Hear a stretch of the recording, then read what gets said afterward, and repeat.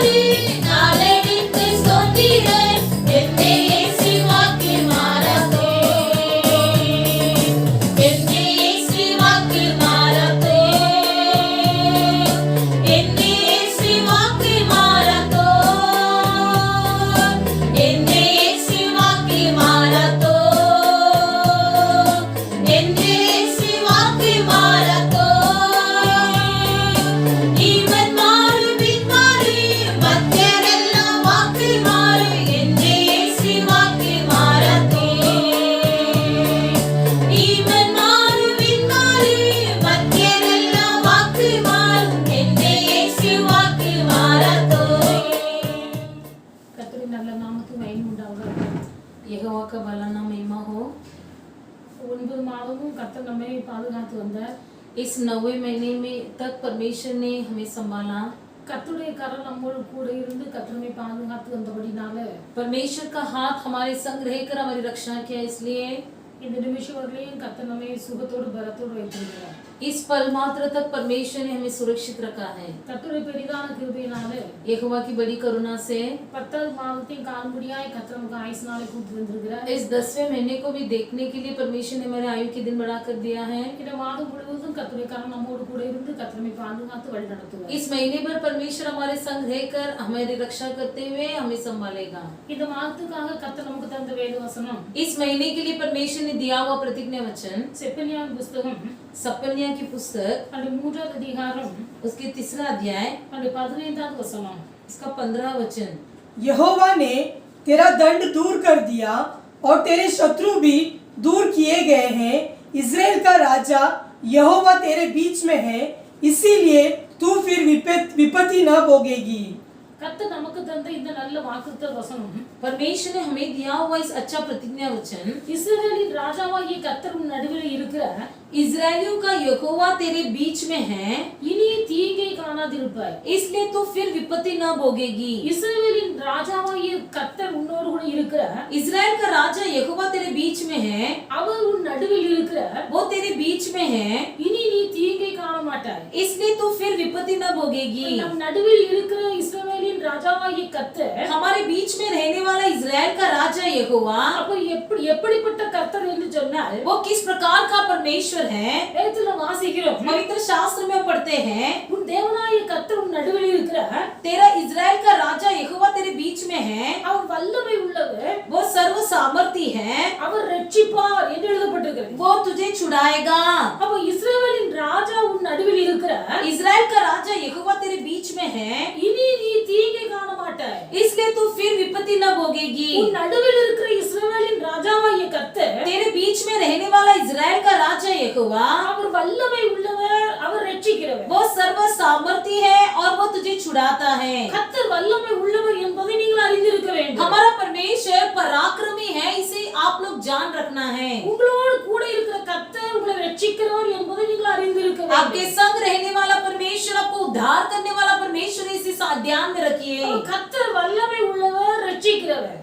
हमारा यहोवा उद्धार करने में पराक्रमी है। வேதத்துல வாசிக்கும் போது पवित्र शास्त्र में हम पढ़ते हैं, சங்கீதம் 29 भजन संहिता 29 அப்படி 4ஆம் வசனத்தை வாசிப்பீர்களானால் उसका 4था वचन को यदि पढ़ेंगे, वे तो मेरी जवानी के दिन में थे जब परमेश्वर की मित्रता मेरे डेरे पर बनी रहती थी। சங்கீதம் 29:4 भजन संहिता 29:4 में கர்த்தருடைய சத்தம் வல்லமை உள்ளது என்று எழுதப்பட்டிருக்கிறது. यहोवा की वाणी शक्तिशाली है। கர்த்தருடைய சத்தம் வல்லமை உள்ளது. यहोवा की वाणी शक्तिशाली है। அப்ப கர்த்தருடைய வல்லமை எதில் இருக்கிறது? यहोवा की वाणी किस पर है? கர்த்தருடைய சத்தத்திலே வல்லமை இருக்கிறது. यहोवा की वाणी में शक्ति है। மாத்திரமல்ல, उतना ही नहीं, மத்தேயு 9வது அதிகாரம் मत्ती लिखित सुसमाचार की 9वां अध्याय में அப்படி 28வது வசனத்தை வாசிப்பீர்களானால் उसके 8वां वचन को यदि पढ़ोगे, जब वह घर में पहुंचा तो वे अंधे उसके पास आए और यीशु ने उनसे कहा, क्या तुम्हें विश्वास है कि मैं यह कर सकता हूँ? उन्होंने उससे कहा, हाँ प्रभु।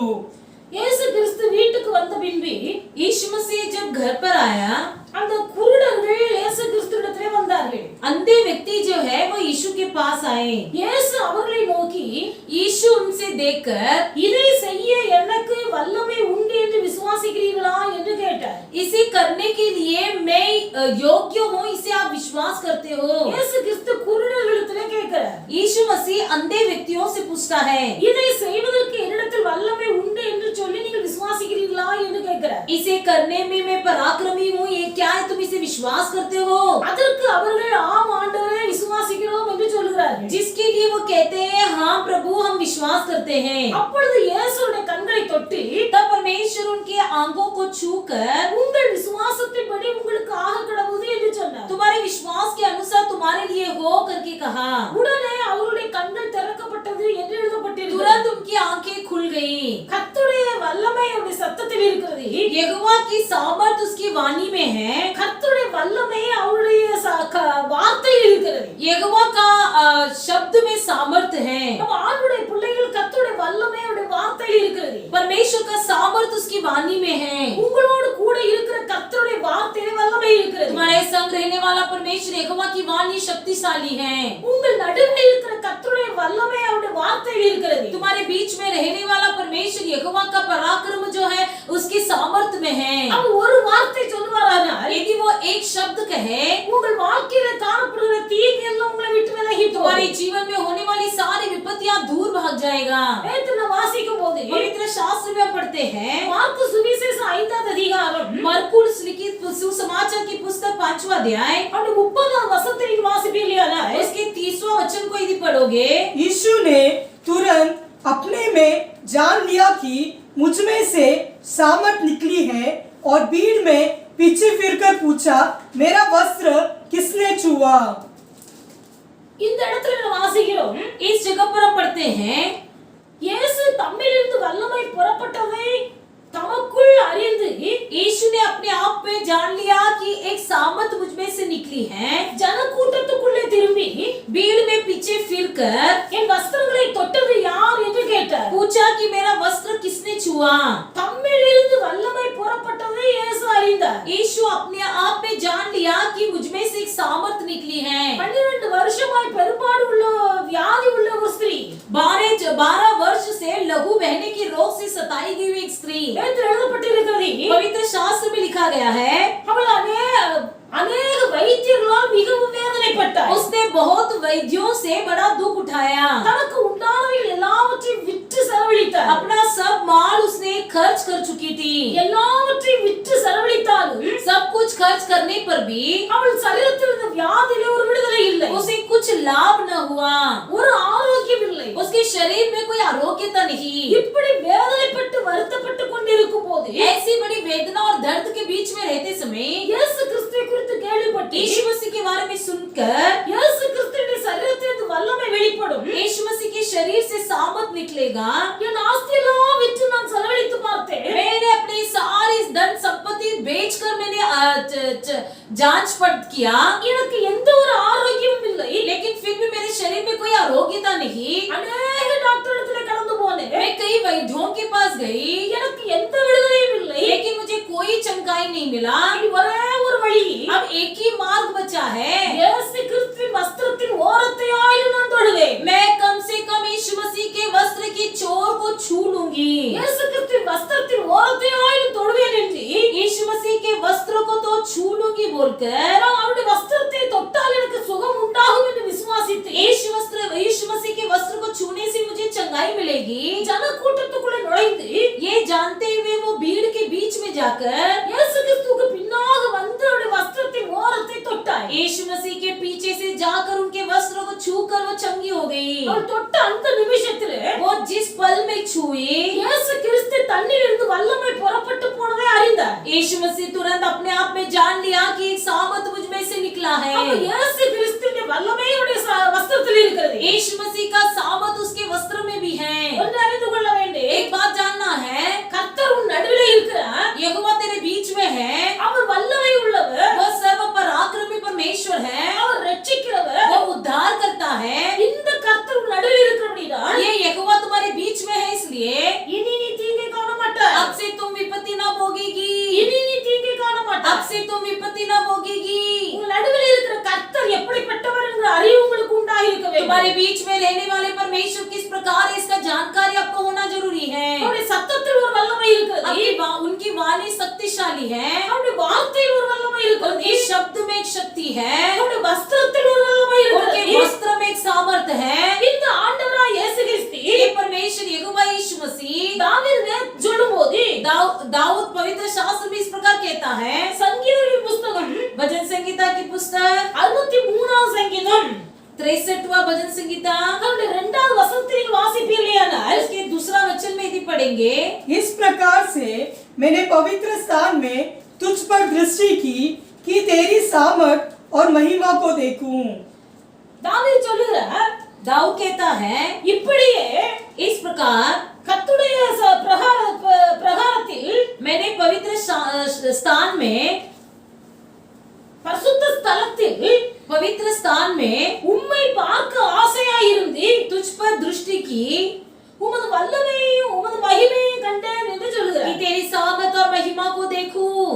கர்த்தருடைய பரிசுத்த ஸ்தலத்திலோட வல்லமை வெளிப்படுகிறது. परमेश्वर के पवित्र स्थान में उसकी सामर्थ प्रकट होता है। ஆண்டு வேத்து வாசிக்கிறோம். पवित्र शास्त्र में हम पढ़ते हैं கர்த்தருடைய ஆலயம் அவருடைய வஸ்திர தொங்கலால் நிறைந்திருந்தது என்று எழுதப்பட்டிருக்கிறது. यहोवा का मंदिर उसके वस्त्र से भरा हुआ है। அப்ப அவருடைய வஸ்திரத்தில் இருந்த வல்லமை उसके वस्त्र में जो सामर्थ था ஆலயம் முழுவதும் நிரப்பி இருக்கிறது. पूरे मंदिर को भर दिया गया है। ஆலயத்துக்குள்ளே தேவனுடைய வல்லமையை கண்டேன் என்று சொல்கிறார். कहता है कि मैं पूरे यहोवा के भवन को परमेश्वर के वस्त्र से भरा हुआ देखता हूँ। உம்மை பார்க்க நான் ஆசையா இருந்தேன். मैं तुझे दृष्टि करना चाहता था அவருடைய வல்லமையும் மகிமையும் பரிசுத்த ஸ்தலத்தில் கண்டேன் என்று சொல்கிறார். परंतु मैंने तेरी सामर्थ और महिमा को पवित्र स्थान में देखा। அப்ப தேவனுடைய பிள்ளைகள் परमेश्वर के लोग கர்த்தர் எப்படிப்பட்டவர் என்ற அறிவு நமக்கு உண்டாயிருக்க வேண்டும். हमारे अंदर ये जानकारी होना जरूरी है कि परमेश्वर यहोवा किस प्रकार है। அப்ப இந்த வல்லமையை ये सामर्थ தேவனுடைய பிள்ளைகள் நம் மகிமையை பிரஸ்தாபப்படுத்த வேண்டும். परमेश्वर के लोग इसे हम प्रशंसा करना है। அவருடைய வல்லமையை நாம் பிரஸ்தாபப்படுத்த उसकी வேண்டும். सामर्थ को हमें प्रस्ताव करना है। அவருடைய மகிமையை நாம் பிரஸ்தாபப்படுத்த उसकी வேண்டும். महिमा को हमें प्रस्ताव करना है। அவருடைய வல்லமையை நாம் பிரஸ்தாபப்படுத்துவதை விட்டுவிட்டு उसकी सामर्थ की प्रशंसा करना छोड़कर அவருடைய வல்லமையை நமக்கென்று நான் என்று எண்ணக்கூடாது. उस सामर्थ वो केवल मेरे लिए ऐसा नहीं सोचना है। 62வது சங்கீதம் 65वां भजन संहिता அவருடைய 11வது வசனத்தை வாசிப்பீர்களே उसके 11 वचन में हम इस प्रकार पढ़ते हैं परमेश्वर ने एक बार कहा है और 2 बार मैंने यह सुना है कि सामर्थ परमेश्वर का है। வல்லமை தேவனுடையது என்று எழுதப்பட்டிருக்கிறது. सामर्थ परमेश्वर का है। வல்லமை தேவனுடையது. सामर्थ परमेश्वर का है। நீதிமொழிகள் 8வது அதிகாரம் नीति वचन 8वां अध्याय அவருடைய 14வது வசனத்தை வாசிப்பீர்களேயானால் उसका 14वां वचन में हम इस प्रकार पढ़ते हैं வல்லமை என்னுடையது என்று எழுதப்பட்டிருக்கிறது. सामर्थ मेरा है। அப்ப வல்லமை தேவனுடையது, सामर्थ परमेश्वर का है। வல்லமை என்னுடையது என்று எழுதப்பட்டிருக்கிறது. सामर्थ मेरा है। அப்ப கர்த்தருடைய வல்லமையை குறித்து நாம் பிரஸ்தாபப்படுத்த வேண்டும். यहोवा की सामर्थ के बारे में हमें प्रस्ताव करना है। அவருடைய வல்லமை உள்ள கிரியைகளை பிரஸ்தாபப்படுத்த வேண்டும். उसकी सामर्थ भरे क्रियाओं को प्रकट करना है। கர்த்தருடைய பிள்ளைகள் ஆண்டவருடைய வல்லமை என்று சொல்லும்போது அவருடைய அதிகாரம் என்று அறிந்து கொள்ள முடியும். परमेश्वर का सामर्थ इसका मतलब उसका अधिकार, அவருடைய கிரியை என்று சொல்ல முடியும். उसकी क्रिया, அவருடைய वल्लமை வெளிப்படுகிறது. उसका सामर्थ प्रकट होता है। அவருடைய வல்லமை வெளிப்படும் போது, उसकी सामर्थ प्रकट होते समय, அவருடைய கிரியை வெளிப்படும் போது, उनकी क्रिया प्रकट होते समय அங்கே அற்புதங்கள் அதிசயங்கள் நடக்கிறது. वहाँ सामर्थ और अचंबा काम होता है। அந்த வல்லமை வெளிப்படும் போது, அற்புதங்கள் நடக்கும் போது, वो सामर्थ जब प्रकट होता है और वहाँ पर चंगाई अचंबा काम होता है, என்னுடைய வல்லமையினாலே என்னுடைய பிரயாசத்தினால் என்று சொல்லக்கூடாது. मेरे सामर्थ से मेरी प्रयास से ऐसा नहीं कहना है। நம்முடைய வல்லமை கர்த்தருடைய வல்லமையை பிரஸ்தாபப்படுத்த வேண்டும். लेकिन हम अपने परमेश्वर की सामर्थ को प्रकट करना है। அவருடைய மகிமையை நாம் பிரஸ்தாபப்படுத்த उसकी வேண்டும். महिमा को हमें प्रशंसा करना है। அப்ப நாம் எதை செய்தாலும் हम कुछ भी करें கர்த்தராகிய இயேசு கிறிஸ்துவின் நாம மகிமைக்காகவே நீங்கள் செய்யுங்கள். केवल परमेश्वर यीशु मसीह के नाम की बढ़ाई के लिए करें। ஒரு தேவாலயத்தை கட்டினாலும் சரி, भले वो एक यहोवा का भवन बनाए, ஒரு வீட்டை கட்டினாலும் சரி, भले कोई घर बनाए, ஒரு குழந்தை பிறந்தாலும் சரி, भले एक बच्चा जन्माया जाए, அதை நாம் கர்த்தருக்கு என்று பிரதிஷ்டை பண்ணுகிறோம். उसे हम परमेश्वर यहोवा के लिए प्रतिष्ठा करते हैं। தேவாலய பிரதிஷ்டை, यहोवा की भवन की प्रतिष्ठा, வீடு பிரதிஷ்டை, घर की प्रतिष्ठा, குழந்தை பிரதிஷ்டை बच्चे का प्रतिष्ठा, என்று சொல்லி பிரதிஷ்டை பண்ணுகிறோம். ऐसे कहते हुए हर चीज का प्रतिष्ठा करते हैं। ஏன் இந்த பிரதிஷ்டை, क्यों ये प्रतिष्ठा, அல்லது ஏன் இந்த பிரதிஷ்டை ஆராதனை? क्यों ये प्रतिष्ठा की आराधना? தேவனுடைய பிள்ளைகள், परमेश्वर के लोग, இந்த காரியம் என்னால் வந்ததல்ல, ये काम मुझसे नहीं हुआ है, தேவனே இது செய்து முடித்தார். बल्कि परमेश्वर ने इसे किया है। அஸ்திபாரம் போட்டோம், हमने नींव बनाई, அதை கட்டி முடித்தது கர்த்தர். लेकिन बनाया परमेश्वर ने। சகல கனமும் மகிமையும் கர்த்தருக்கு. सारी आदर महिमा केवल प्रभु की हो। என்னுடைய பிரயாசத்தினால ஒன்றுமில்லை, मेरे प्रयास से कुछ न हुआ, கர்த்தருடைய கிரியையினால் இந்த காரியம் நடந்தது. परमेश्वर की क्रिया से ये सब कुछ हुआ है। கர்த்தருடைய வல்லமையினால் இந்த காரியம் நடந்தது परमेश्वर की सामर्थ्य से ये सब कुछ हुआ है। என்று சொல்லி ऐसे कहते हुए எதை செய்தாலும் कुछ भी करे, கர்த்தருடைய கிரியைகளை வல்லமையை தேவனுடைய பிள்ளையிடம் பிரஸ்தாபப்படுத்த परमेश्वर வேண்டும். यहोवा की क्रिया और सामर्थ्य को हर बातों में प्रकट करते रहना है। இப்படி செய்யாவிட்டால் यदि ऐसा न करोगे, ஆண்டவருடைய ஆசீர்வாதத்தை பெற்றுக்கொள்ள முடியாது. परमेश्वर का आशीर्वाद को आप पा नहीं सकेंगे। வேதத்தில் ஒரு மனுஷனை குறித்து நாம் வாசிக்கிறோம். पवित्र शास्त्र में एक मनुष्य के बारे में पढ़ते हैं। தானியேலின் புஸ்தகம் புஸ்தகம் 4வது அதிகாரம் दानियल की पुस्तक 5वां अध्याय அவருடைய 30வது வசனத்தை வாசிப்பீர்களானால் उसके 30वां वचन को यदि पढ़ोगे, क्या यह बड़ा बैबीलोन नहीं है जिसे मैं ही ने अपने बल और सामर्थ से राजनिवास होने को और अपने प्रताप की बढ़ाई के लिए बसाया है।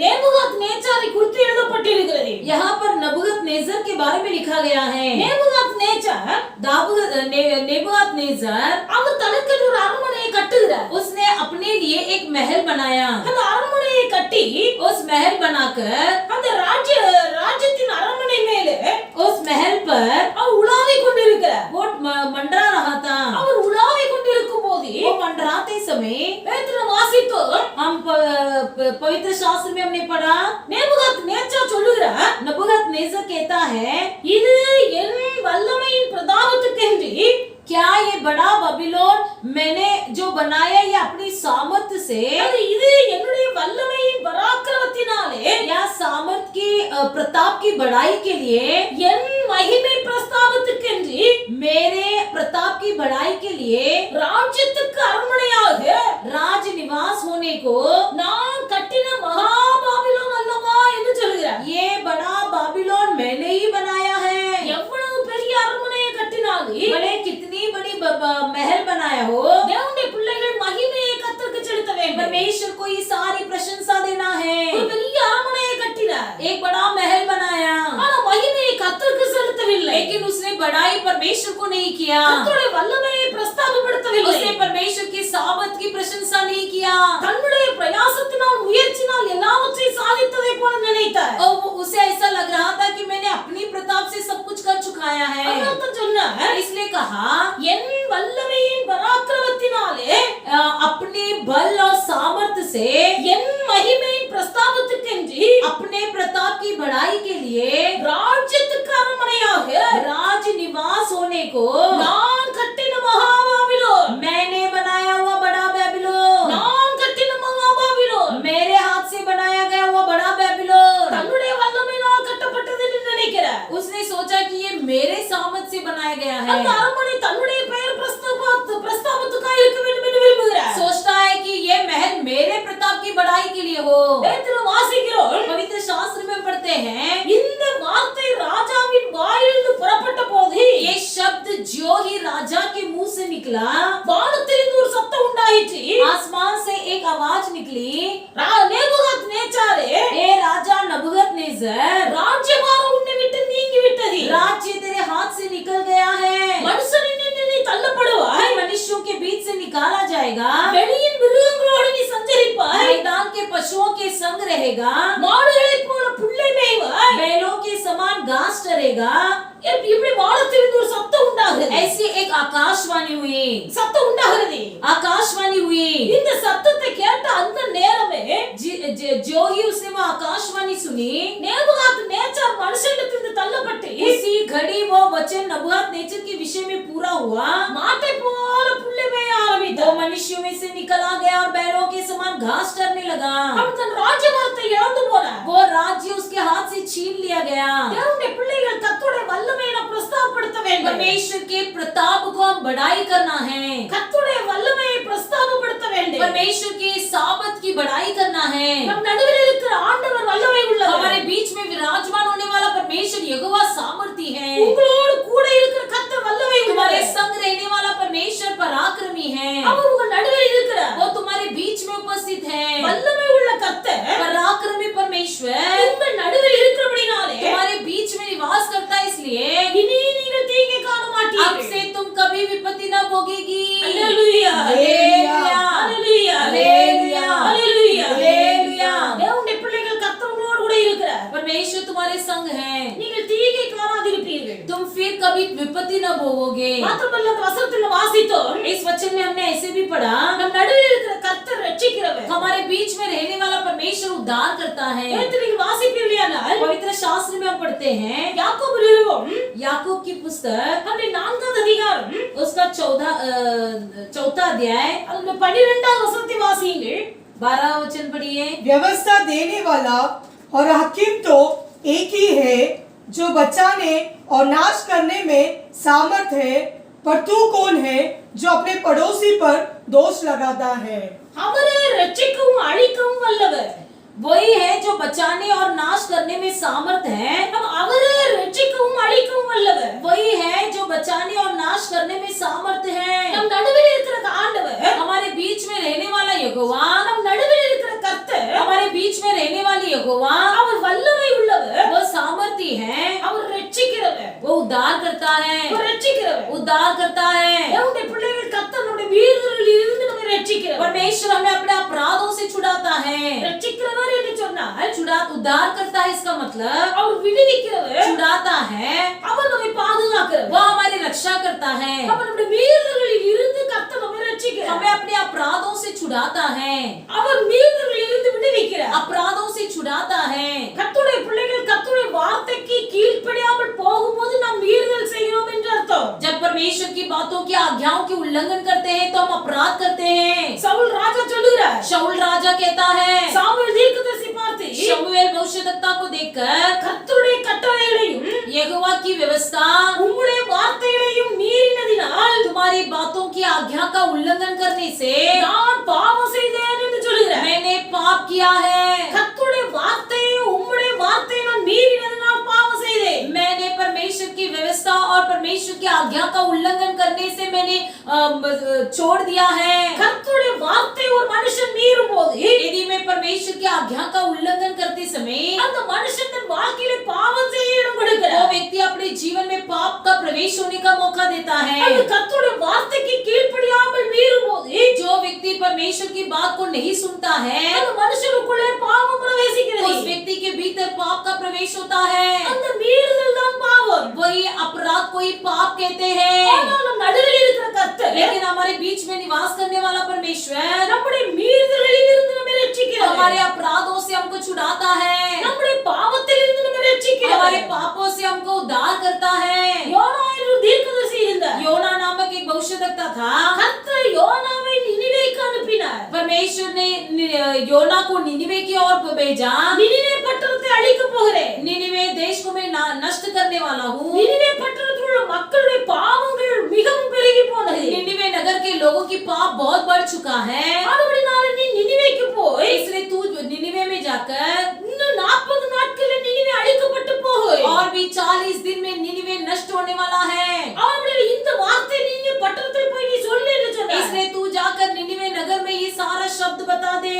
யோனாவுக்கு தெரியும். योना अच्छी तरह से जानता था। ஆண்டவர் சொல்லுவார், परमेश्वर कहेगा, ஜனங்கள் மனஸ்தாபப்பட்டு உபவாசம் இருந்து கண்ணீர் விட்டு ஜெபித்தால் जब लोग पश्चाताप करके आंसू बहाकर रोकर माफी मांगेंगे, கர்த்தர் அவர்களுக்கு மனதிறங்கி परमेश्वर उन पर दया करके அவருடைய பாவங்களை எல்லாம் கழுவி சுத்திகரித்து उनकी सारी पापों को शुद्ध करके அவர்களை ரட்சித்து उनको उद्धार करके, அழிப்பேன் என்று சொன்னவர் அழிக்காமல் மாறிவிடுவார். जो परमेश्वर ने कहा कि मैं नाश करूंगा, वो नाश करने से अपना मन को फेर लेगा। இப்படி நடக்கும்போது ऐसे करते समय ஜனங்கள் என்னை பொய் தீர்க்கதரிசி என்று சொல்லுவார்கள். लोग मुझे झूठा नबी कहेंगे। நான் சொன்ன வார்த்தை நிறைவேறாவிட்டால் பொய் தீர்க்கதரிசி என்று நினைக்கப்படுவேன். यदि मैंने जो कहा वो पूरा ना हो तो मैं झूठा नबी माना जाऊंगा। ஆனபடினாலே इसलिए கர்த்தர் யோனாவை நினிவேக்கு போக சொன்னபோது जब परमेश्वर यहोवा ने योना को निनिवे जाने को कहा, யோனா நினிவேக்கு போகாமல் योना निनिवे की ओर न जाते हुए தர்சீசுக்கு போகும்படியாய் கப்பல் ஏறினான் என்று எழுதப்பட்டிருக்கிறது. दर्शिश की ओर जाने के लिए जहाज पर चढ़ा। அல்லேலூயா. हालेलुया।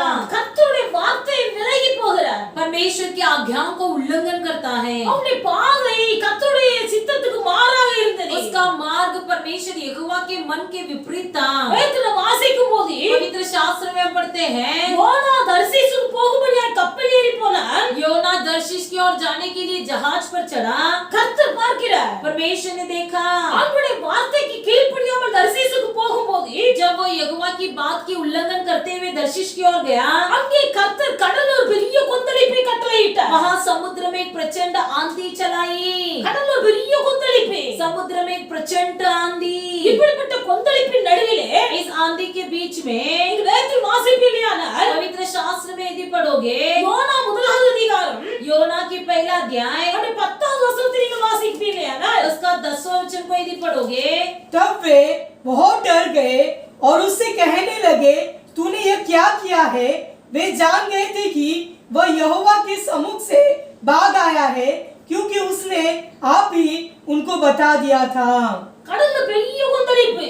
समुद्र में प्रचंड आंधी तूफान चल रहा था। சமுத்திரம் கொந்தளித்து கொண்டிருக்கிறபடினாலே समुद्र भी बड़ी कोलाहल से उठ रही थी, इसलिए அந்த கப்பலுடைய வெயிட்டை குறைக்க வேண்டும் என்பதற்காக उस जहाज का वजन कम करने के लिए எல்லா பொருட்களையும் எடுத்து கடல்ல வீசுகிறார்கள். जो भी माल था सब उठाकर फेंकने लगे। எல்லாவற்றையும் கடல்ல வீசுகிறார்கள். सब समुद्र पे उठाकर फेंकने लगे। கடல்ல கொந்தளிப்பு கொஞ்சம் கூட அமரவில்லை. लेकिन समुद्र की कोलाहल बिल्कुल थमी नहीं। எல்லாரும் பயந்து கொண்டிருக்கிறார்கள். सब लोग बहुत डर गए थे। ஆனால் இந்த யோனா लेकिन ये योना நேத்து வாசிக்கும் போது पवित्र शास्त्र में पढ़ते हैं, அவன் நல்ல நித்திரை பண்ணி கொண்டிருக்கிறார். वो अच्छी तरह सो रहा था। அவனை தட்டி எழுப்புகிறார்கள். उसको उठाने लगे। நீ யாரு? तू कौन है? நீ எங்க இருந்து வந்த? तू कहाँ से आया है? எங்க போகிறாய்? तू कहाँ जा रहा है? விசாரிக்கிறார்கள். उसे पूछते हैं। யோனா சொல்லுகிறார், योना कहता है, இந்த பெரிய கொந்தளிப்பு என்ன நிமித்தமாய் வந்திருக்கிறது? इस प्रचंड विपत्ति मेरे कारण आई है, நான் கர்த்தருடைய சமூகத்தில் நின்று விலகி போகிறவன் என்று சொன்னார். इसलिए कि मैं परमेश्वर की यहोवा के मार्ग से हट गया हूँ। கர்த்தருடைய சமூகத்தை விட்டு விலகி போகிறவன். यहोवा के मार्ग से हट गया हुआ व्यक्ति। அப்படியானால் இந்த கடல்ல வந்திருக்க கொந்தளிப்பு மாற நாம் என்ன செய்ய வேண்டும்? इस समुद्र की लहर जो कोलाहल उठी है, इसे थमाने के लिए क्या करना है? யோனா சொல்லுகிறார், योना कहता है, சமுத்திரத்தில் உண்டாயிருக்கிற கொந்தளிப்பு மாற வேண்டுமானால் यदि समुद्र में भारी आंधी जो उठी है वो थमना है तो என்னை தூக்கி நீங்கள் கடல்ல போட்டு விடுங்கள். मुझे उठाकर समुद्र में फेंक दो। என்னை தூக்கி கடல்ல போட்டு விடுங்கள். मुझे उठाकर समुद्र में फेंक दो। யோனாவை தூக்கி கடல்ல போட்டார்கள். जब योना को उठाकर समुद्र में फेंक दिया गया, சமுத்திரத்தில் இந்த கொந்தளிப்பு எல்லாம் மாறி அமைதல் तब உண்டாயிற்று. समुद्र की भयानक लहरें थम गई। தேவனுடைய பிள்ளைகள், இன்னைக்கு ஒரு மனுஷனுடைய வாழ்க்கை आज के दिन पर एक व्यक्ति का जीवन கர்த்தருடைய பாதையை விட்டு வழி விலகுமேயானால், यदि परमेश्वर के मार्ग से भटक जाता हो, கர்த்தர் நியமித்த பாதையை விட்டு வழி விலகுமேயானால், परमेश्वर ने नियुक्त किया हुआ मार्ग से यदि अटता हो, அநேகருடைய வாழ்க்கையில கொந்தளிப்புகள், कई लोगों के मार्ग में कोलाहल उठती है, அநேகருடைய குடும்பங்கள்ல பிரச்சனைகள், कई लोगों के परिवार में समस्या उठती है, சண்டைகள், கூக்குரல்கள் உண்டாகிறது. वहाँ पर बड़ी चिल्लाने की आवाज और मारामारी होती है, வீட்டில் பொருளாதார நஷ்டம் உண்டாகிறது. घर में वस्तुओं की नष्ट होती है, பயங்கரமான நஷ்டம், அழிவு உண்டாகிறது. भयंकर सा नुकसान होता है। காரணம் என்னவென்றால், इसका कारण क्या है? எவருடைய வழி தேவனுடைய பாதையை விட்டு வழி விலகி போகிறார்களோ, जो कोई यहोवा की मार्ग से हट जाते हैं, भटक जाते हैं, அவருடைய வாழ்க்கையில கர்த்தர் இப்படிப்பட்ட நஷ்டங்களை அனுமதிக்கிறார். उनके जीवन में परमेश्वर ऐसा नष्ट का अनुमति देता है। ஆனால் கர்த்தர் இரக்கமுள்ளவர். फिर भी हमारा यहोवा परमेश्वर दयालु है, கர்த்தர் ரட்சிக்கிறவர். हमारा परमेश्वर उद्धार करता है। உங்கள் நடுவில் இருக்கிற கர்த்தர் ரட்சிக்கிறவர். तुम्हारे बीच में रहने वाला परमेश्वर तुमको उद्धार करता है। உங்கள் நடுவில் இருக்கிற கர்த்தர் உங்கள் வீரர்களை ரட்சிக்கிறவர். तुम्हारे बीच में रहने वाला परमेश्वर तुम्हारे अपराधों को क्षमा करता है। உங்கள் பாவத்திலிருந்து உங்களை ரட்சிக்கிறவர், விடுவிக்கிறவர். तुम्हारे पापों से तुमको छुड़ाता है। யோனா வழி விலகி போனார். योना भटक गया था, கர்த்தருடைய வார்த்தை மீறி போனார். परमेश्वर की आज्ञा उल्लंघन किया। ஆனாலும் இரக்கமுள்ள ஆண்டவர். फिर भी दयालु परमेश्वर, அவன் கடல்ல தூக்கி வீசப்பட்டாரே. भले वो समुद्र की लहरों में फेंक दिया गया, யோனாவை விழுங்கும்படியாய் கர்த்தர் ஒரு மீனை ஆயத்தப்படுத்தி வைத்திருந்தார். वहां पर परमेश्वर ने एक मछली को ठहरा कर रखा था जो आकर योना को निगल लिया। யோனாவை இந்த மீன் விழுங்கி விட்டது. योना को इस मछली ने निगल लिया। யோனா மீனின் வயிற்றிலே 3 நாள் இருந்தார். अब योना उस महामच्छ के पेट में 3 दिन और 3 रात पड़ा रहा। கர்த்தர் மீனுக்கு கட்டளையிட்டார். परमेश्वर ने मछली को आज्ञा दिया மீன் யோனாவை கரையிலே வந்து கக்கி விட்டது. और उसने योना को स्थल पर उगल दिया। ஆண்டவர் யோனாவை பார்த்து சொல்லுகிறார், परमेश्वर ने योना से कहा, நீ எழுந்து நினிவேக்கு போ. तू उठ और निनिवे की ओर जा। நீ எழுந்து நினிவேக்கு போ. और तू उठकर निनिवे में जा।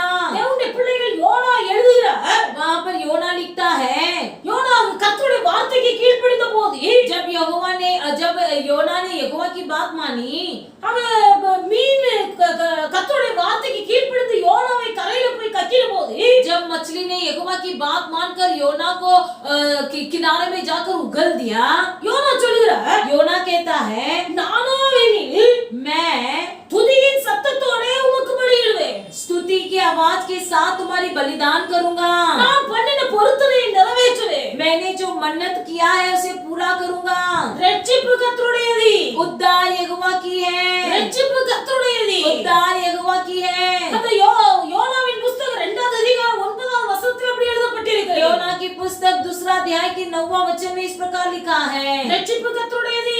यहोवा उद्धार यहोवा ही से होता है। கர்த்தர் மீறுதலிலிருந்து ரட்சிக்கிறவர். हमारा परमेश्वर हमको अपराध से छुड़ाता है, பாவத்திலிருந்து ரட்சிக்கிறவர். पाप से छुड़ाता है। தேவனுடைய பிள்ளை நீ கர்த்தருடைய வழியை விட்டு வழி விலகி போனால் यदि भले तुम यहोवा की मार्ग से भटक भी जाते हो, உன் மீறுதலிலிருந்து கர்த்தருடைய விடுவிக்கிறவர். तुम्हारे अपराधों से परमेश्वर तुमको छुड़ाता है। நீ கர்த்தருடைய விடுவிக்கும் போது जब परमेश्वर यहोवा तुम्हारी उद्धार करेगा, தேவனுடைய பிள்ளை கர்த்தருடைய ரட்சிக்கும் போது जब परमेश्वर यहोवा तुम्हारी उद्धार करेगा, யோனா சொன்னது போல जैसे योना ने कहा, நான் துதியின் சத்தத்தோடு உமக்கு பலியிடுவேன். मैं ऊंचे शब्द से धन्यवाद करके तुझे बलिदान चढ़ाऊंगा। என் பொருத்தனையை உமக்கு நிறைவேற்றுவேன். जो मन्नत मैंने मानी उसको पूरी करूंगा।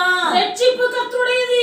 उद्धार यहोवा ही से होता है। என்று தேவனுடைய பிள்ளை நீ கர்த்தருடைய ரட்சிப்பை பிரஸ்தாபப்படுத்த வேண்டும். ऐसे परमेश्वर के लोग उद्धार की प्रस्ताव करना है। வேதத்தை வாசிக்கிறோம். पवित्र शास्त्र में हम पढ़ते हैं, பாபிலோன் தேசத்துக்கு சிறைக்கைதியாய் பிடித்து கொண்டு போகப்பட்டார்கள் अनेक வாலிபர்கள். कई जवान लोग बेबीलोन नगर में कैद बनकर पकड़े गए। அவர்களில் முக்கியமான ஒரு 3 பேரை குறிக்கப்பட்டிருக்கிறது. उनमें से 3 जवानों को बहुत विशेष रीति से बताया गया है। சாத்ராக், மேஷாக், ஆபேத்நேகோ என்ற 3 வாலிபர்கள் இருந்தார்கள். शद्रक, मेशक और अबेदनेगो के नामक 3 जवान बच्चे थे। இந்த 3 வாலிபர்களும் ये 3 जवानों பாபிலோனுக்கு சிறைக்கைதிகளாய் பிடித்து கொண்டு போகப்பட்டார்கள். बेबीलोन नगर की ओर कैद बनकर पकड़वा कर ले लिए गए। இப்படிப்பட்ட சூழ்நிலையிலே ऐसी परिस्थिति में ராஜா ஒரு நாள் ஒரு பெரிய பொற்சிலையை உண்டாக்கினார். एक दिन राजा ने बहुत बड़ा एक मूर्ति बनाया, பொற்சிலையை உண்டாக்கி मूर्ति खड़ा किया அந்த பொற்சிலையினுடைய உயரம் 60 முழம். और उस मूर्ति की लंबाई 60 फुट அந்த பொற்சிலையின் அகலம் 6 முழம் என்று और எழுதப்பட்டிருக்கிறது. इसकी चौड़ाई, उस मूर्ति की चौड़ाई 6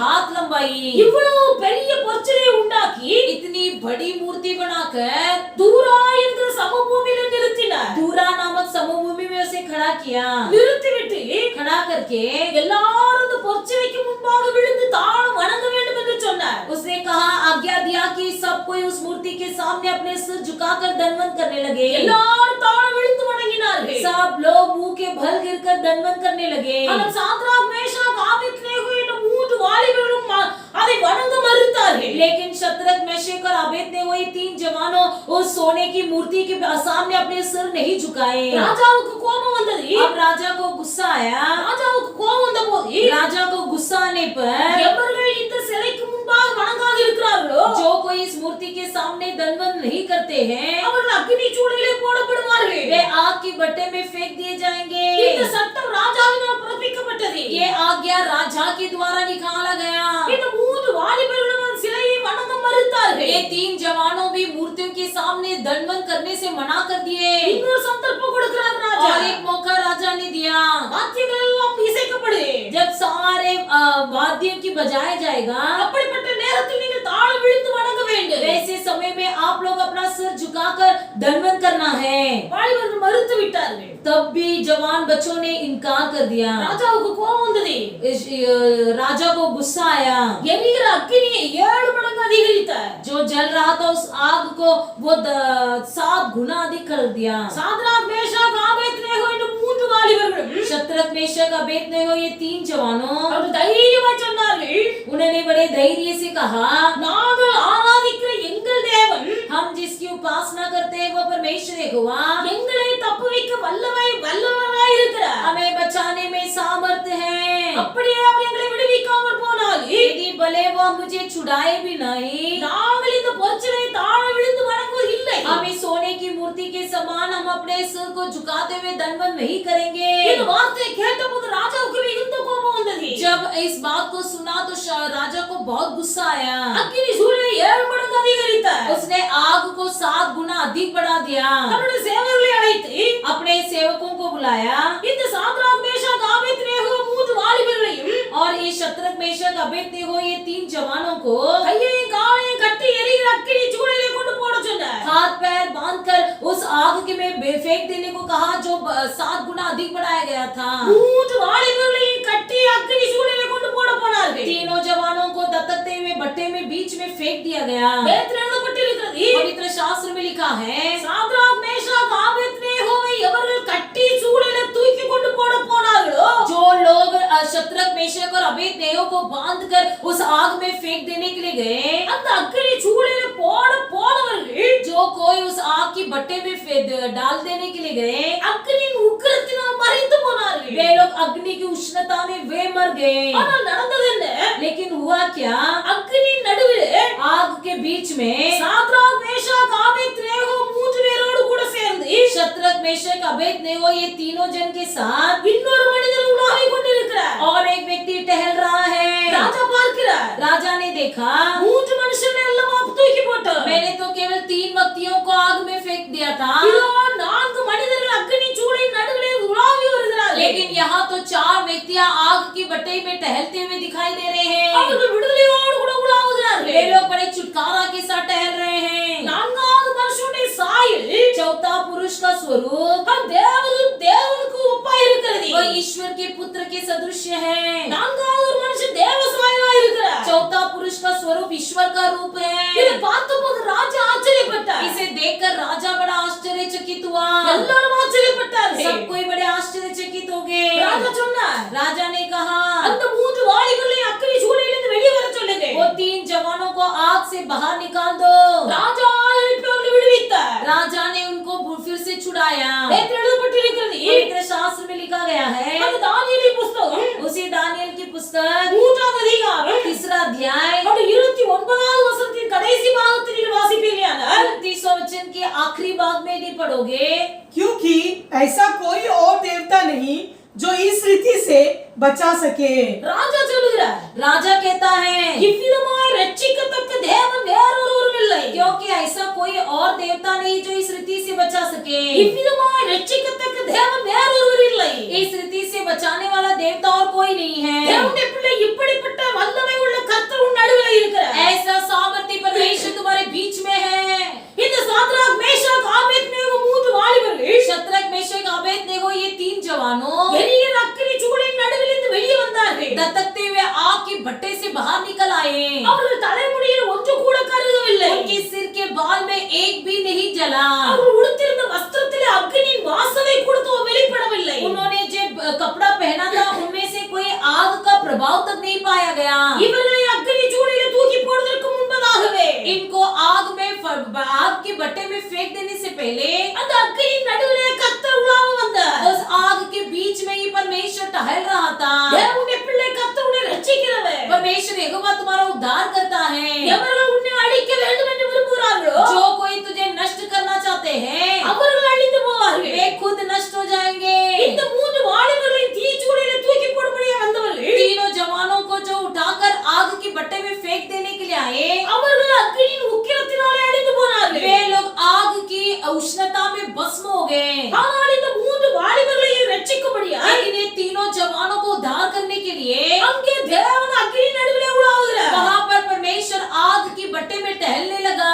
அக்கினி வாசனை கூட அவர்கள் வீசவில்லை। उन पर कोई आग की गंधक तक नहीं हुआ। தேவனுடைய பிள்ளை, இன்றைக்கு உன் வாழ்க்கையிலே இருக்கிற தீமை எதுவாய் இருந்தாலும் आज के दिन भले कोई भी बुराई तुम्हारे जीवन में हो, கர்த்தர் எப்படிப்பட்டவர் என்கிற அறிவு இல்லாதவர்கள் जिनके अंदर ये जानकारी नहीं है कि परमेश्वर कौन है, உன்னுடைய வாழ்க்கையில் வந்திருக்க அதே சோதனை உன்னுடைய வாழ்க்கையில் வருமையானால் यदि तुम्हारे जीवन में जो समस्या आई है वो उनके जीवन में आए, அவர்களை அழித்து போட்டுவிடு। वो उनको नष्ट कर देगा। அந்த சோதனைகளை அழித்து போட்டுவிடு। वो परीक्षा में वो बहुत ही उदास हो जाएंगे। அந்த அக்கினியாகிய சோதனைகளை அழித்து போட்டுவிடு। वही उदास रूपी समस्या उनको नष्ट कर देगी। அந்த அக்கினி, அதாவது சோதனையுடைய வாசனை அவர்கள் மூலமா மற்றவர்கள் அறிந்து கொள்ள முடியாய் செய்கிறது। और उस आग की गंधक जो है दूसरे लोग भी जानने समान फैलते जाएगा। ஆனால் தேவனுடைய பிள்ளை, लेकिन परमेश्वर के लोग, நடுவில் இருக்கிற கர்த்தர் எப்படிப்பட்டவர் என்கிற அறிவு உனக்கு உண்டாயிருக்குமேயானால் यदि हमारे बीच उपस्थित रहने वाला परमेश्वर किस प्रकार का परमेश्वर, ये जानकारी यदि आपके अंदर हो,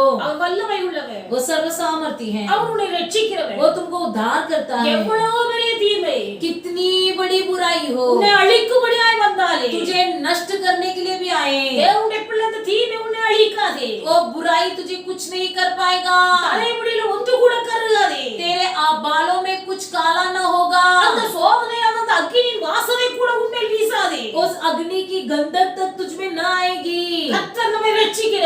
परमेश्वर हमें उद्धार करता है। இதை கண்கூடாக கண்ட நேபுகாத்நேச்சார் சொல்கிறார், इसे अपने आंखों से देखा हुआ नबूकदनेस्सर कहता है, இவ்விதமாய் ரட்சிக்கத்தக்க தேவன் ஒருவரும் இல்லை. ऐसा कोई और देवता नहीं जो हमें इस रीति से बचा सके। இவ்விதமாய் ரட்சிக்கத்தக்க தேவன் வேறொருவரும் இல்லை. कोई और देवता ऐसा नहीं जो इस रीति से हमको बचा सके। மாத்திரமல்ல, केवल वह नहीं, கர்த்தருடைய பிள்ளைகள் வேதத்தில் வாசிப்போமேயானால், परमेश्वर के लोग यदि आप पवित्र शास्त्र में पढ़ेंगे, தானியேலின் புஸ்தகம் दानियेल की पुस्तक அவருடைய 6வது அதிகாரம் इसके 6वां अध्याय அவருடைய 14வது வசனத்தை நீங்கள் इसके வாசிப்பீர்களானால், 14वां वचन को यदि हम पढ़ेंगे, यह बात सुनकर राजा बहुत उदास हुआ और दानियल को बचाने के उपाय सोचने लगा और सूर्य के अस्त होने तक उसे बचाने का यत्न करता रहा।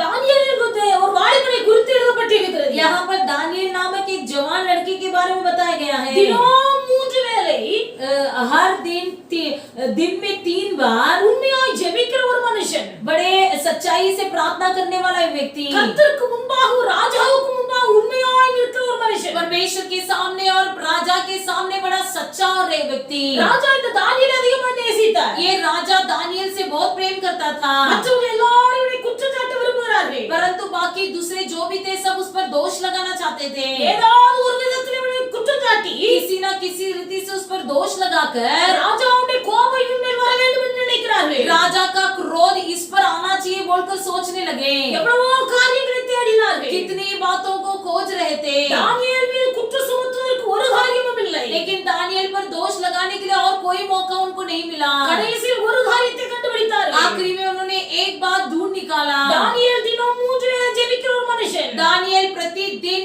3 बार प्रार्थना करता था। ஜெபிக்கிற விஷயத்திலே இவனை குற்றம் கண்டுபிடிக்க முயன்றார்கள். प्रार्थना करने में ही उस पर दोष लगाना चाहा। ராஜாவிடத்துல போய் சொன்னார்கள், राजा के पास जाकर बोले, ராஜாவே, हे राजा, இன்னும் 30 நாட்கள் और 30 दिन में எல்லாரும் உம்மைத்தானா வணங்க வேண்டும். सब लोग तुझे ही दंडवत करना है, எல்லாரும் உம்மைத்தானா ஆராதிக்க सब வேண்டும். लोग तुम्हारी ही उपासना करना है। உம்மை அல்லாமல் வேற யாரையாவது வணங்குவார்களானால், तुम्हारे अलावा यदि और किसी को दंडवत करे, உம்மை அல்லாமல் வேற யாரையாவது ஆராதிப்பார்களானால், तुम्हारे अलावा यदि किसी और की उपासना करे, அவர்கள் சிங்கக்கெபியிலே போட வேண்டும். वे उनको सिंह की मांद में डाल दिया जाए। தந்திரமாய் ஆலோசனை பண்ணினார்கள். बड़ी चतुराई से उन्होंने आलोचना किया। ராஜாவும் சம்மதித்து அந்த பத்திரத்துக்கு கர்த்தர் கையெழுத்து போட்டு விட்டார். राजा ने भी उस पर सहमत होकर अपना मुहर लगा दिया। 30 நாள் அளவு 30 दिन तक ராஜாவை அல்லாமல் வேற யாரையாவது ஆராதிக்கிறவர்கள் राजा के अलावा और किसी व्यक्ति की उपासना करने वाले சிங்கக்கெபியிலே போடப்பட வேண்டும். सिंह की मांद में डाल दिया जाएगा। ராஜா அந்த பத்திரத்துக்கு முத்திரை போட்டு விட்டார். राजा ने उस चिट्ठी पर मुहर लगा दिया। இப்ப தானியேல் ஜெபிக்கிறவனாய் இருந்தார். अब दानियेल प्रार्थना करने वाला व्यक्ति था। இந்த காரியத்திலே குற்றம் கண்டுபிடித்து தானியேலை குறித்து ராஜாவிடத்தில் சொன்னார்கள். इस बातों में दानियेल पर दोष लगाकर राजा के पास जाकर दोष लगाने लगे। வேதத்தில் எழுதப்பட்டிருக்கிறது, पवित्र शास्त्र में लिखा गया है, ராஜா இந்த வார்த்தைகளை கேட்டபோது राजा ने जब इन बातों को सुना மிகவும் சஞ்சலப்பட்டு तब अधिक चंचल होकर தானியேலை காப்பாற்றும்படிக்கு दानियेल की रक्षा करने के लिए அவன் பேரில் தன் மனதை வைத்து वो उस पर अपना मन बसाकर அவனை தப்புவிப்பதற்காக उसे बचाने के लिए சூரியன் அஸ்தமிக்கும் மட்டும் सूर्य के अस्त होने तक பிரயாசப்பட்டு கொண்டிருந்தார். प्रयास करते रहा। தானியேலை இப்படி குற்றம் சாட்டி சிங்கக்கெபியிலே போட வைப்பார்கள் என்று ராஜாவுக்கு தெரியாது. दानियेल पर दोष लगाकर उसे सिंह की मांद पर डाल दिया जाने की आज्ञा निकालेंगे, ये राजा को पता नहीं था। அவர் எந்த விதத்தில் குற்றம் சாட்டி அவனை சிங்கக்கெபியிலே தூக்கி போட வேண்டும் என்று சத்துருக்கள் நினைத்தார்கள். लेकिन दानियेल पर किसी भी तरह दोष लगाकर उसे सिंह की मांद पर ही डालना है, ये निश्चयता उन्होंने किया था। தன் தேவனை ஆராதிக்கிற விஷயத்தில் அல்லாமல் வேற எந்த ஒரு காரியத்திலும் இவனை குற்றம் கண்டுபிடிக்க முடியவில்லை. परमेश्वर की आराधना करने के विषय के अलावा और किसी बातों में वो दानियेल पर दोष नहीं ला सकते थे। தானியேல் தினம் 3 வேளை ஜெபிக்கிற ஒரு மனுஷன். दानियेल प्रतिदिन 3 बार प्रार्थना करने वाला एक व्यक्ति था। தானியேல் சிங்கக்கெபியிலே தூக்கி போட்டார்கள். दानियेल को उठाकर सिंह की मांद में डाल दिया गया। ராஜாவுக்கு தூக்கமே வரவில்லை. लेकिन राजा को रात भर नींद नहीं आई। சூரியன் அஸ்தமிக்கும் மட்டும் सूर्य के अस्त होने तक அவனை எப்படியாவது தப்புவிக்க வேண்டும் என்று சொல்லி பிரயாசப்பட்டார். किसी भी तरह उसे बचाने का यत्न किया, எப்படியாவது அவனை விடுவிக்க வேண்டும். किसी भी तरह उसे छुड़ाना है, ஆனால் ராஜாவால் முடியவில்லை. लेकिन राजा से वो काम नहीं हुआ। ஏனென்றால் ராஜா பத்திரத்துக்கு கையெழுத்து போட்டு முத்திரை போட்டு கொடுத்திருக்கிறார். इसलिए कि पहले से राजा ने चिट्ठी पर अपना मुहर लगा दिया था। இந்த காரியத்தை மாற்ற முடியாது. इस बात को फिर से बदल नहीं सकेंगे। தானியேலை தூக்கி சிங்க கவியிலே போட்டார்கள். दानियल को उठाकर सिंह की मांद पर डाल दिए। ராஜாவுக்கு தூக்கம் வரவில்லை.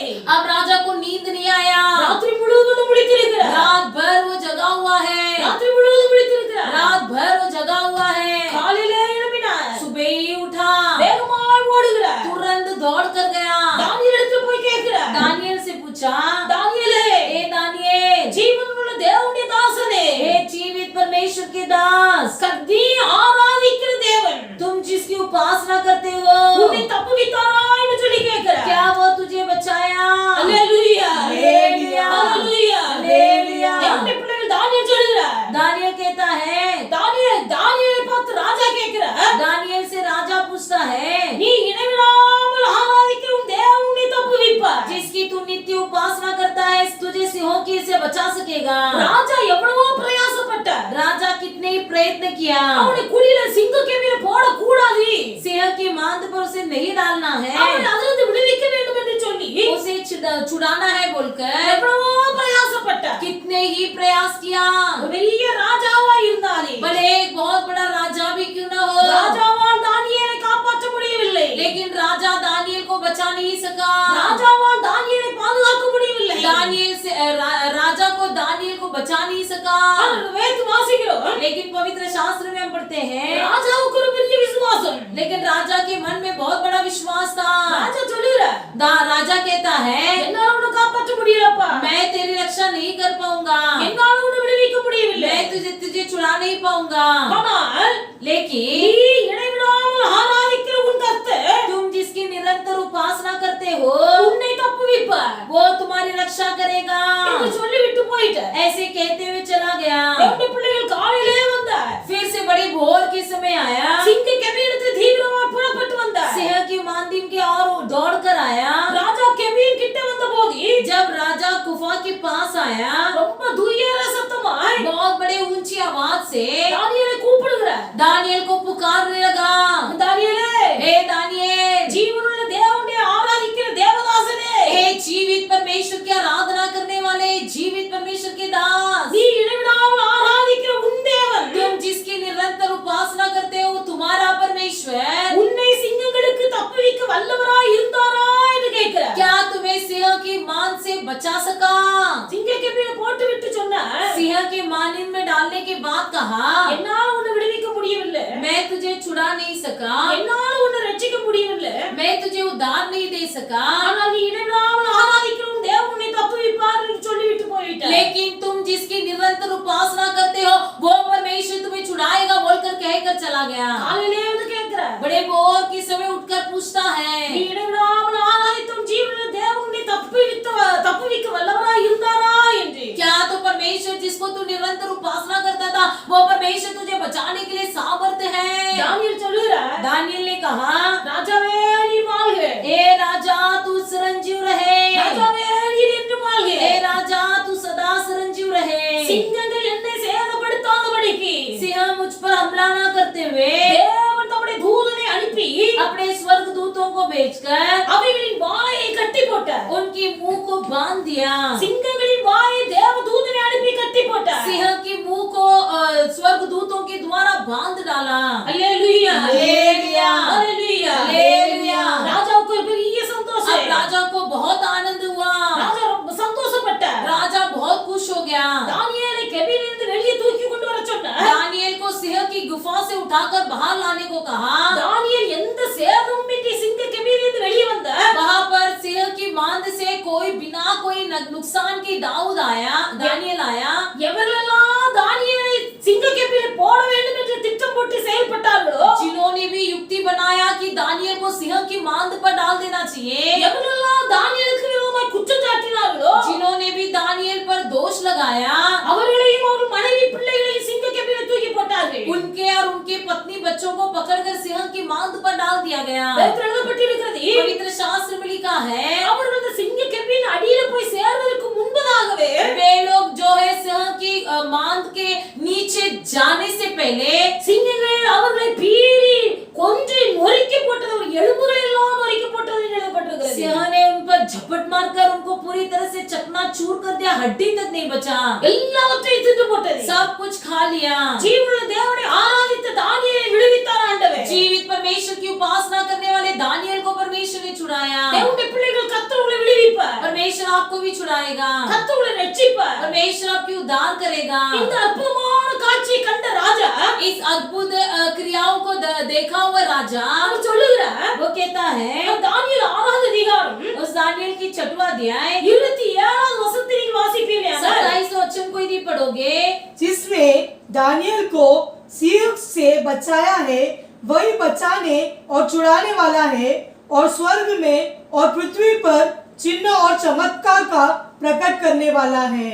ராஜா எழுதுகிறார், इस प्रकार राजा लिखता है, தானியேலை சிங்கங்களின் கைக்கு தப்புவித்த அவரே, दानियल को सिंह से बचाया हुआ वही, தானியேலை சிங்கங்களின் கைக்கு தப்புவித்த அவரே தப்புவிக்கிறவரும் ரட்சிக்கிறவருமாய் இருக்கிறார். दानियल को जो सिंह की मान से बचाया हुआ वही जो है सामर्थ्य बचाने और छुड़ाने वाला है। அல்லேலூயா. हालेलुया। கர்த்தர் உங்க நடுவில் இருக்கிறார். यहोवा परमेश्वर तुम्हारे बीच में है, அவர் வல்லமை உள்ளவர், वो सामर्थ्य है, அவர் ரட்சிக்கிறவர். वो उद्धार करता है। தேவனுடைய பிள்ளைகள் அவர் உங்க நடுவில் இருக்கிறார். वो परमेश्वर यहोवा तुम्हारे बीच में है, ஆனபடியால் தேவனுடைய பிள்ளைகளை தீங்கு அணுகுவதில்லை. इसलिए कोई बुराई विपत्ति तुम पर न आएगी। கர்த்தர் உன் நடுவில் இருக்கிறார். यहोवा परमेश्वर तुम्हारे बीच में है, இனி நீ தீங்கை காணாதிருப்பாய். अब से तुम पर कोई विपत्ति न भोगेगी। உன் நடுவில் இருக்கிற கர்த்தர் வல்லமை உள்ளவர். तुम्हारे बीच में रहने वाला परमेश्वर यहोवा सामर्थ्य உன் है, நடுவில் இருக்கிற கர்த்தர் ரட்சிக்கிறவர். तुम्हारे बीच में रहने वाला यहोवा परमेश्वर तुम्हारे उद्धार करता है, அவரே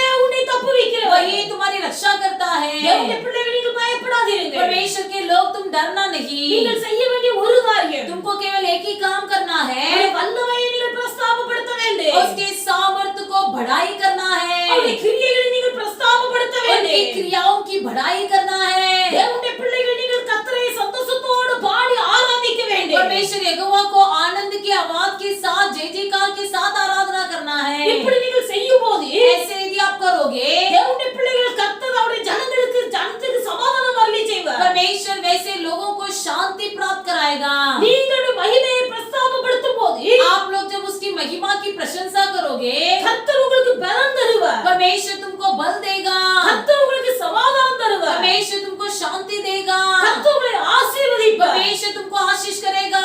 ஆனபடியால் கர்த்தருடைய பிள்ளைகளுக்கு பயப்படாதீர்கள். इसलिए परमेश्वर के लोग बिल्कुल डरना नहीं, நீங்கள் தளர்ந்து போகாதீர்கள். तुम्हारा हाथ बिल्कुल ढीला ना हो। இதுவரையிலே கர்த்தர் செய்த நன்மைகளை நினைத்து अब तक परमेश्वर ने तुम्हारे जीवन में किया हुआ भलाई को स्मरण करते हुए, நன்றி செலுத்தி धन्यवाद कहते हुए, கர்த்தரை ஸ்தோத்திரம் பண்ணுங்கள். परमेश्वर यहोवा को ही केवल धन्यवाद कहो। கர்த்தர் உங்களை ஆசீர்வதிப்பார். परमेश्वर यहोवा आपको आशीष करेगा। எல்லாரும் கர்த்தரை நோக்கி हम பாருங்கள். सब यहोवा की ओर देखेंगे। வாய் திறந்து சொல்லுங்கள். अपना मुंह खोल कर बोलिए, இஸ்ரவேலின் தேவனாகிய கர்த்தர் உன் நடுவில் இருக்கிறார். इस्राएल का यहोवा राजा तुम्हारे बीच में है। இனி நீ தீங்கை காணாதிருப்பாய் என்று வாக்குத்தத்தம் பண்ணினீரே. अब से तुम पर कोई विपत्ति न डाला जाएगा, ये कहा हुआ परमेश्वर। ஆண்டவரே, எங்கள் நடுவில் இருக்கிற நீ हमारे बीच उपस्थित रहने वाला परमेश्वर आप நீ வல்லமை உள்ளவர். आप सर्व सामर्थ्य நீ हो, ரட்சிக்கிறவர். तुम उद्धार करते हो। இந்த அறிவு ஒவ்வொருவருக்குள்ளே உண்டாகட்டும். ये जानकारी हर एक के अंदर होने दो प्रभु। நீ வல்லமை உள்ளவர். तुम सामर्थ्य நீ हो, ரட்சிக்கிறவர். तुम उद्धार करते हो,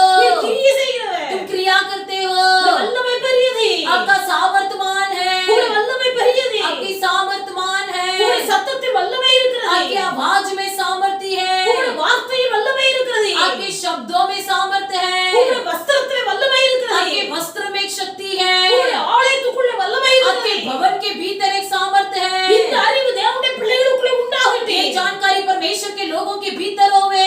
பிள்ளைகளுடைய வல்லமையை பிரஸ்தாபப்படுத்துவார்களாக. हमारे बच्चे परमेश्वर के नाम के प्रताप की बढ़ाई करें, உம்முடைய மகிமையை आपकी பிரஸ்தாபப்படுத்துவார்களாக. महिमा की बढ़ाई करें। நீ ரட்சிக்கிறவர். तुम उद्धार करते हो, தேவ அறிவு உண்டாகட்டும். ये जानकारी हर एक के अंदर होने दो। ஆண்டவரிடத்துல கேளுங்க. परमेश्वर से मांगो, ஆண்டவரே, நீ ரட்சிக்கிறவர் என்ற அறிவு எனக்குள்ள உண்டாகட்டும். ये यहोवा मेरे अंदर एक अच्छा जानकारी होने दो कि तुम उद्धार करते हो, நீ விடுவிக்கிறவர். तुम मुझे छुड़ाते என் हो, மீறுதல்களிலிருந்து என்னை ரட்சித்து விடுவிக்கிறவர். मेरे अपराधों को क्षमा कर मुझे छुड़ाते हो, உன் பாவங்களிலிருந்து உங்களை ரட்சித்து விடுவிக்கிறவர். मेरे पापों से मुझे छुड़ाकर मुझे उद्धार करते हो। ஆண்டவரை நோக்கி பாருங்க. केवल परमेश्वर यहोवा की ओर देखिए। அக்கினி சூளையில போடப்பட்டாலே भले आग की टट्टे में डाल दिया जाए। சூளையின் நடுவிலே கர்த்தர் தம்முடைய தூதனை அனுப்பி உங்களை ரட்சிப்பார். आग के बट्टे में भी परमेश्वर अपने दूतों को भेजकर तुम्हारी रक्षा करेगा। சோதனை 7 மடங்கு அல்ல, बड़ी परीक्षा भले 7 गुना भी बढ़ा दिया जाए 70 மடங்கு அதிகரித்தாலே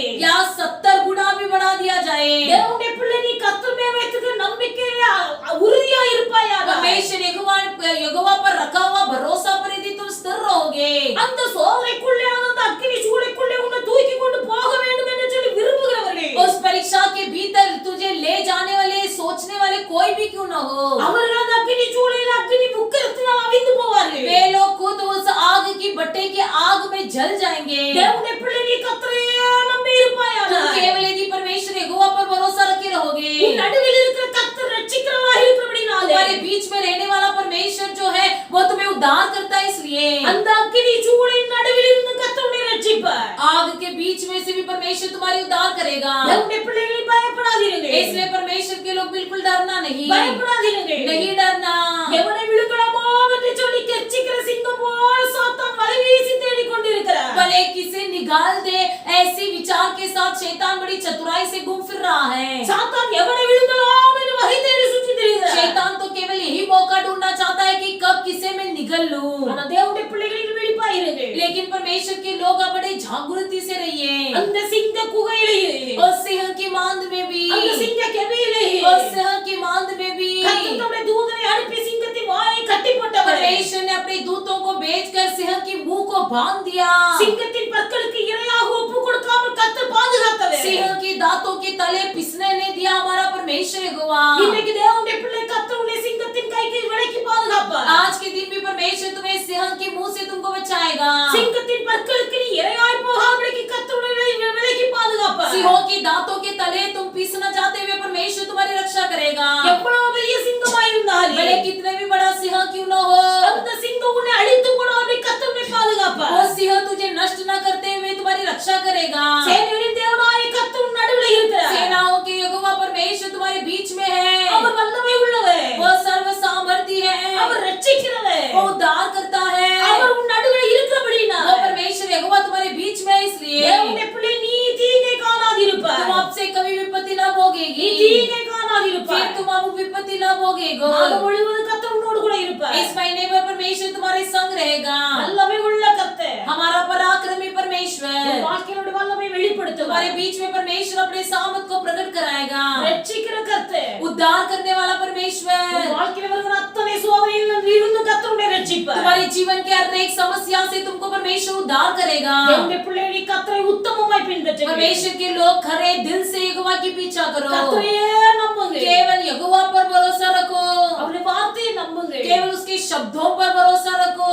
கர்த்தர் உங்களுக்கு பலன் தருவார். परमेश्वर यहोवा तुमको बल देगा। கர்த்தர் உங்களுக்கு சமாதானம் परमेश्वर தருவார். यहोवा तुमको शांति देगा। கர்த்தர் உங்களை ஆசீர்வதிப்பார். परमेश्वर यहोवा तुमको आशीष करेगा। நல்ல ஆண்டவரை துதிக்கிறோம். अच्छा परमेश्वर हमको धन्यवाद करते கர்த்தர் हैं। இந்த காலை வேளைக்காய் உங்களுக்கு நன்றி செலுத்துகிறோம். परमेश्वर आपने दिया हुआ इस सुबह के समय के लिए धन्यवाद प्रभु जी। இந்த காலை வேளையிலே इस सुबह के समय भी கர்த்தருடைய வார்த்தையை கேட்டுக்கொண்டிருக்கிற தேவனுடைய பிள்ளைகள் யாராய் இருந்தாலும் प्रभु की आवाज को सुनने वाले कोई भी क्यों न हो, கடந்த 9 மாதமும் பாதுகாத்த ஆண்டவரே, पिछले 9 महीने में भी संभाला हुआ परमेश्वर, இந்த 10வது மாதத்திலேயே इस 10वां महीने में भी தேவனுடைய பிள்ளைகள் ஒவ்வொருடைய வாழ்க்கையில் நீர் கூட இருக்கிறீர் என்பதை வெளிப்படுத்துகிறீர். परमेश्वर यहोवा आप हर एक के संग हो इसे प्रकट कीजिए। ஒவ்வொருடைய தனிப்பட்ட வாழ்க்கையில் நீர் கூட இருக்கிறீர் என்பதை हर एक के வெளிப்படுத்துகிறீர். व्यक्तिगत जीवन में परमेश्वर आप संग रहते हुए उसे प्रकट कीजिए। இந்த பிள்ளைகளோடு கூட இருக்கிற நீர் வல்லமை உள்ளவர், ரட்சிக்கிறவர் என்கிறதை இந்த பிள்ளைகள் அறிந்து கொள்ள உதவி செய்கிறாங்க. आप जो प्रभु परमेश्वर के लोगों के संग है, आप प्रकट कीजिए कि आप जो है वो सर्व सामर्थी हैं। இந்த விசுவாசம் நம்பிக்கை இந்த பிள்ளைகளுக்கு பெருகி இருந்து ये विश्वास और भरोसा हर एक बच्चों के अंदर बढ़ते जाने के लिए,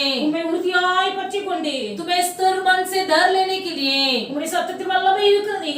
आपकी वाणी शक्तिशाली உம்முடைய है, வார்த்தையில் வல்லமை இருக்கிறது. आपके शब्दों में सामर्थ உம்முடைய है, வஸ்திரத்தில் வல்லமை இருக்கிறது. आपके वस्त्र में सामर्थ है, தேவனுடைய ஆலயத்தில் வல்லமை இருக்கிறது. यहोवा के भवन में सामर्थ இந்த है। வல்லமை மகிமை ஒவ்வொரு நாளும் பிரஸ்தாபப்படுத்தி ये सामर्थ और यही पराक्रमों को हर दिन प्रताप को बढ़ाई करते हुए, நீர் கொடுக்கிற பலனையும் आप जो बल दोगे उसे, நீர் கொடுக்கிற சமாதானத்தையும் आप जो शांति देते हो उसे, நீர் கொடுக்கிற ஆசீர்வாதத்தை பெற்று அனுபவிக்க आप जो आशीर्वाद देंगे उसे पाकर अनुभव करने के लिए கர்த்தர் அனுகிரகம் செய்வீராக. செய்வீராக. प्रभु जी आप हर एक पर दया நீ कीजिए, ரட்சிக்கிறவர். आप उद्धार करते हो, அக்கினி சூளையிலிருந்து வெளியே ரட்சிக்கிறவர். आग की बट्टे से छुड़ाते हो, எப்பேற்பட்ட சிங்கக்கேபியாய் இருந்தாலும் சிங்கத்தின் பற்களுக்கு இரையாக ஒப்பு கொடுக்காமல் ரட்சிக்கிறவர். किसी भी प्रकार की सिंह की मांद हो, सिंह की मुंह में पिसने ना जाते हुए, இரண்டு பிள்ளைகள் அனுபவபூர்வமாய் அறிந்து हर बच्चे अपने जीवन में अनुभव करने के लिए உண்மையே நம்பிக்கையாய் கொண்டு வாழும் போது केवल तुझी पर भरोसा रखकर जीते समय இந்த பிள்ளைகளை ரட்சித்து